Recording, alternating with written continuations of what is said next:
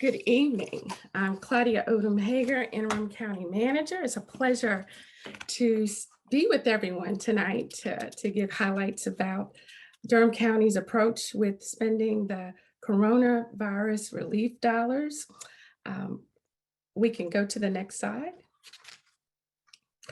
When we started out the process, and Deputy Manager Bertha Johnson just shared how the county and the city collaborated together.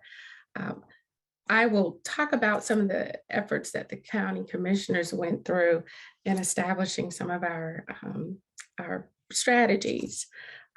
Adam shared the various approaches and how jurisdictions, whether it was counties or cities, as well as the schools, received different pots of money from the federal government for the coronavirus relief. With those guidelines, the board established some parameters and some targets that they possibly could spend the dollars. Funds were identified potentially for grant relief for long-term homeowners, for behavioral health and infrastructure for the mental health community, business community support, housing insecurity, pre-K and K-12 initiatives. We supported learning centers through local dollars, as well as through the CARES funding. We also supported those dollars. Broadband support was also a priority that our board members sought as they looked at, well, how should we use these transformative dollars? For over 10 plus years, it has been a priority of our board to expand broadband support, especially in our unincorporated communities. So these transformative dollars were identified as a placeholder, possibly for us to invest. There was also a desire to potentially use funds for public safety, human services, and administrative operations that had increased pressures because of coronavirus. And there were also some other categories, but these are just some examples. I'll go into more details shortly. Next slide. As with the city of the Durham, the county established a rubric to evaluate proposals. These categories are very similar to what was shared earlier. Compliance, of course, is in the forefront of them all. Keeping the end in mind, these dollars have to be spent by 2026. And then the review comes at some point along the process. So keeping that in mind with compliance and eligibility is in the forefront of everyone. Strategic plan alignment was another area of priority of our board. Our board has a strategic plan, as with most organizations. Many of these strategies and priorities have been in existence for some time. Investments in these transformative strategies could help move the community along in a major way. I will not go into all of these, but some of the areas from whether or not it benefited the community, if there was collaboration involved, and one that's real important is evidence of sustainability. We want to make sure how we invested dollars will sustain beyond 2024 or 2026. What happens when those dollars stop? Can the programming continue, or would that one-time investment live on with good community differences? Next slide, please. Now, back to some of the more specific questions. What process was used to determine spending priorities? Durham County right now has earmarked about $5.1 million of the $62.2 million in ARPA funding to address the COVID-19 public health and safety response.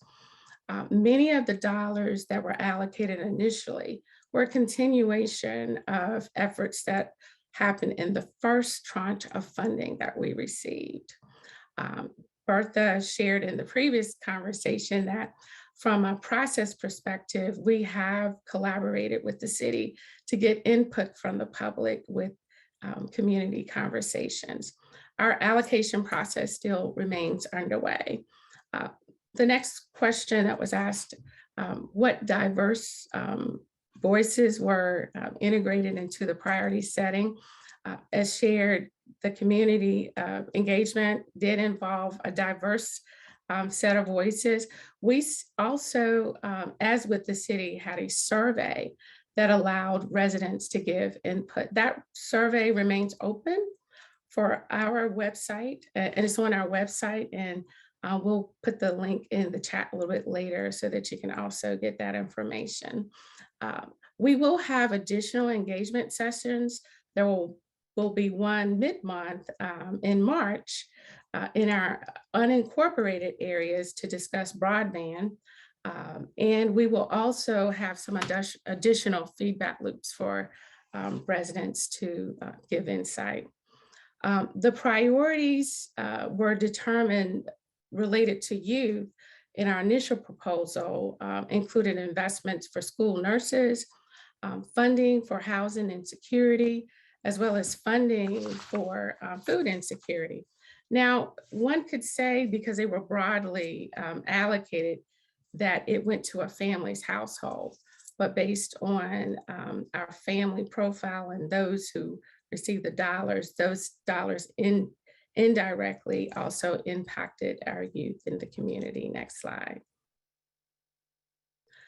This slide gives more specificity on the targets that were identified for the initial $5.1 million, $550,000 to support additional school nurses, $650,000 for community health workers, $936,000 for non-congregate housing needs.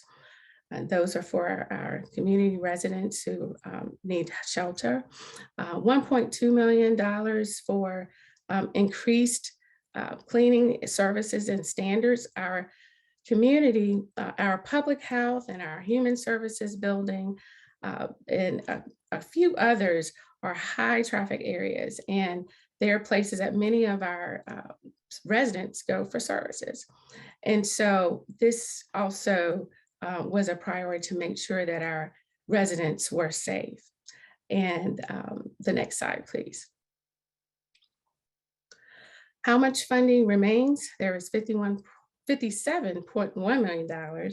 We're still determining next steps on the allocation process.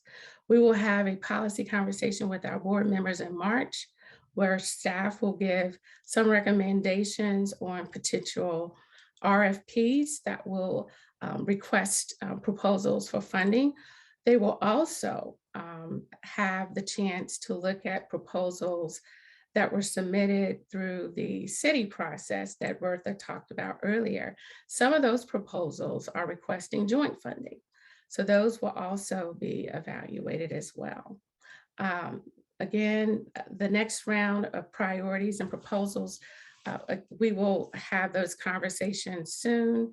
And the survey link, I will shortly put it in the chat so you can also give us additional feedback.